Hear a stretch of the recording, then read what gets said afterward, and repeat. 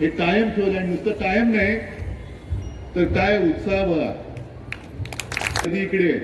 आणि अवधूत तुम्ही जे गाणं आता म्हणताय ते गाणं सुद्धा चोरलंय त्यांनी.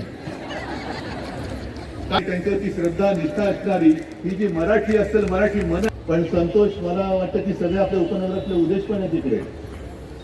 एक दणदणीत जत्रोत्सव, मालवणी जत्रोत्सव गिरगाव चौपाटीवर झाला पाहिजे.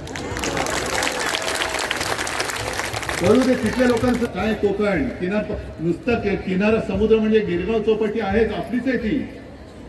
पण तिथपासून त्या सिंधुदुर्गापर्यंत गेलेला आपला हा समुद्र आहे. पालघर गेल्या